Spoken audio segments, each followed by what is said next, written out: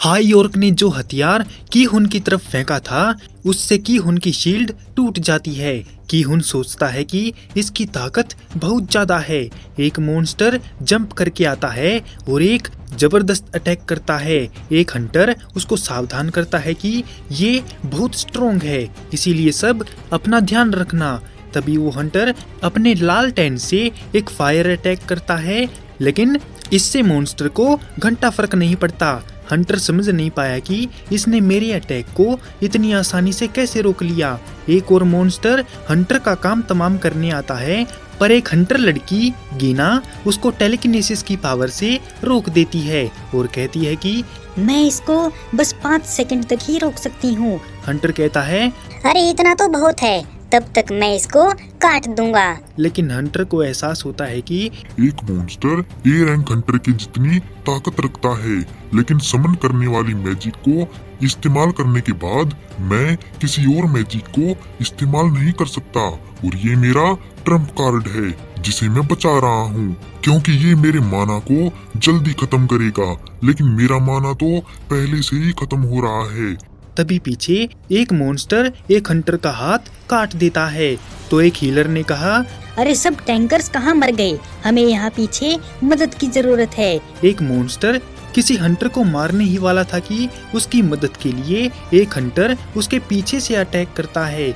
एक हंटर अपनी जान बचाते हुए भाग रहा है, तभी वो मॉन्स्टर उसका हाथ धड़ से अलग कर देता है। हीलर लड़की उसको पीछे भागने को बोलती है ताकि मौका पाकर वो उसको हील कर सके। एक हंटर लड़की स्पेल करती है और उस मॉन्स्टर पर एक टेंटिकल जैसा कर्स छोड़ देती है। एक हीलर लड़की जल्दी से उस हंटर के पास आती है और फटाफट उसका हाथ हील करके रीजनरेट कर देती है कि तभी वो देखती है कि एक मॉन्स्टर उसके ऊपर उसका काम तमाम करने के लिए खड़ा है।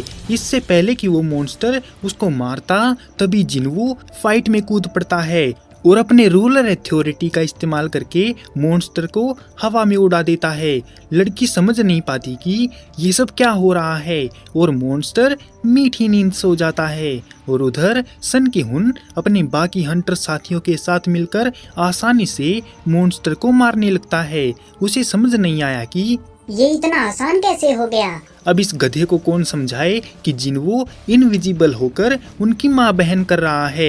एक मॉन्स्टर हंटर को मारने आता है, जिसे जिन्वो कमजोर करके एक दूसरे मॉन्स्टर के पास जाकर उसके गले पर अपना डैगर रख देता है और पीछे से लड़की उसको घुसंड पेल कर उसका काम तमाम कर देती है और इस बात की खुशी मनाती है। मॉन्स्टर को मारने पर जिन्वो का लेवल अप हो जाता है और वो कहता है, अरे वाह, मुझे नहीं पता था कि सिर्फ 7 देने से ही मेरा लेवल इंक्रीज हो जाएगा। हंटर्स को लगा कि वो जीत गए हैं, इसीलिए वो जितने भी हंटर घायल हुए थे उनके ट्रीटमेंट में लग जाते हैं। तभी पास ही में खड़ी एक हंटर लड़की को जिन्वू पर शक हो जाता है और वो सोचने लगती है कि हमारी स्ट्राइक टीम के मेंबर 1 नंबर के गधे हैं जो गलतफहमी में है कि उन्होंने मॉन्स्टर को मारा है, लेकिन मैं जानती हूँ कि ये सब इस पोर्टर ने ही किया है, लेकिन ये अपनी पावर्स को छुपा क्यों रहा है। और इतने में ही एक हीलर सन की हुन को बताती है कि जब हम लोग हाई ओर्क से लड़ रहे थे तो उसी टाइम एक अनजान शक्ति ने मॉन्स्टर को हवा में उड़ाकर मार डाला था। की हुन गिना से पूछताछ करता है कि क्या ये सब उसने किया है, लेकिन गिना मना कर देती है क्योंकि टेलीकिनेसिस करने पर ही उसकी फटकर हाथ में आ जाती है और ये सब करना उसकी पावर के बाहर है, जबकि उनकी टीम भी फायर पावर पर बेस्ड है। वो मन में कहती है, ये लड़का अपनी ताकत छुपा क्यों रहा है, जरूर इसके पीछे कोई ना कोई बात है। तभी एक टैंकर भी सन की हुन को समझाता है कि और फिलहाल हमारे पास कोई हीलर भी नहीं है, इसलिए वापस जाना ही सही डिसीजन होगा। और हम जानते हैं कि ये आपकी पहली लीडरशिप वाली रेड है। मुझे ये कहते हुए दुख हो रहा है, लेकिन वापस जाने में ही हमारी भलाई है। उसने कहा, ठीक है हंटर्स, तुम सबकी बातें सुनकर मैंने फैसला किया है कि हम वापस जाएंगे। वो सब चल पड़ते हैं बाहर निकलने के लिए, पर गेट के पास जाने पर वो सब हैरान हो जाते हैं क्योंकि गेट पर तगड़ा वाला जादू टोना टोटका करके एक स्पेल लगाया गया है। वो हंटर लड़की से पूछती है कि क्या वो इस स्पेल को तोड़ सकती है? जिस पर लड़की कहती है कि अगर उसे थोड़ा टाइम मिलेगा तो वो ऐसा कर सकती है। तभी अचानक एक स्ट्रॉन्ग प्रेजेंस को महसूस करके उन सबका दिल दहल जाता है और वो जान जाते हैं कि ये डेंजन बॉस की प्रेजेंस है। लड़की की मदद के लिए लालटेन वाला और गिना भी आ जाते हैं ताकि स्पेल जल्दी से टूट जाए, लेकिन वो जानते हैं कि ये इतना आसान नहीं है।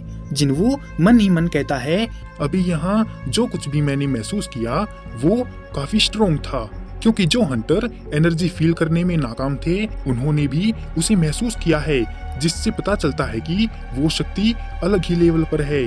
पर तभी उनके मुंह और आंख से खून निकलने लगता है और वो स्पेल तोड़ने में नाकाम हो जाते हैं। इससे पहले कि वो कुछ और कर पाते, सन की हुन अपने पीछे किसी ताकत को महसूस करता है और जब उसने देखा तो उसके हाथ पांव ठंडे पड़ जाते हैं क्योंकि वहाँ हाई और का झुंड खड़ा हुआ था। सन की हुन कहता है, हमने थोड़ी देर पहले ही 20 हाई ऑर्क से फाइट की और मुश्किल से जीत पाए, लेकिन यहाँ पर तो 50 से भी ज्यादा हाई ऑर्क मौजूद हैं। अगर हम इनसे लड़ेंगे तो सारे के सारे मारे जाएंगे। तभी एक मॉन्स्टर चलते हुए आता है और सन की हुन के बिल्कुल करीब आकर खड़ा हो जाता है और किसी अदर लैंग्वेज में उस पर गुर्राने लगता है और उसके साथ वाले भी ऐसा ही करते हैं। पर अचानक से मॉन्स्टर पर एक ताकत कंट्रोल करती है और वो इंसानी भाषा में बात करने लगती है। उसने कहा, हे इंसान, मैं हूँ कारगालगान और मैं तुमसे मिलना चाहता हूँ। टैंकर ने कहा, अभी क्या हुआ? उसने इंसानी भाषा में बात की। हंटर लड़की बोली, अरे नहीं, वो बस एक जरिया है बात करने का, जबकि बोल तो कोई और ही रहा है। सन की हुन डरते हुए पूछता है, कारगालगान, क्या वो आप ही हैं जिसने एग्जिट गेट पर जादू टोना किया है? कारगालगान कहता है, हाँ इंसान, मैं ही था वो, और मैं इन हाई ऑर्क्स का बेहतरीन सोर्सरर हूँ और इस बात का फैसला अब तुम्हें ही करना है कि मेरे पास आओगे या मरना चाहोगे। सन की हुन डिसाइड करता है कि वो कारगालगान से मिलेगा। मॉन्स्टर उन सबको पीछे चलने को बोलता है। उसने जिन्वू से कहा, मिस्टर सन, मैं जो आपको बोल रहा हूँ उसे ध्यान से सुनना। जब हम बॉस तक पहुँच जाएंगे तो उस पर हमला बोल देंगे। तुम गेट से बाहर भाग जाना और बड़े हंटर्स को इस बारे में बता देना। हमारा मकसद गेट को बंद करने का होता है, अब चाहे इसमें हमारी जान ही क्यों ना चली जाए। हीलर लड़की जिन्वू को एक डायरी देते हुए कहती है, अगर आप भागने में कामयाब हो जाते हो तो प्लीज इसे मेरे घर वालों को दे देना। हम सब अपनी जान दांव पर लगा रहे हैं क्योंकि हमें यही सिखाया गया है, लेकिन ये काम आपका नहीं है, इसलिए यहाँ से भाग जाना। मैं प्रार्थना करूँगी आप यहाँ से जिंदा बचकर निकल जाएं। जिस पर जिन्वू डायरी लेते हुए बोला, मैडम, अभी के लिए तो मैं इसको कैरी कर रहा हूँ, लेकिन मुझे इसको देने की जरूरत नहीं पड़ेगी। और वहीं गेट के बाहर जिन्वू को ढूंढती हुई मैडम चाहे इन आती है। जब टीम लीडर ने बताया कि जिन्वू स्ट्राइक टीम के साथ पोर्टर बनकर अंदर गया है, मैडम सोचती है, वो ई रैंक वाला हंटर अपने आप को बड़ी तोप समझता है क्या, जो ऐसे ही ई रैंक डेंजन में घुस गया? क्या उसे पता नहीं है कि वो वहाँ पर मर भी सकता है?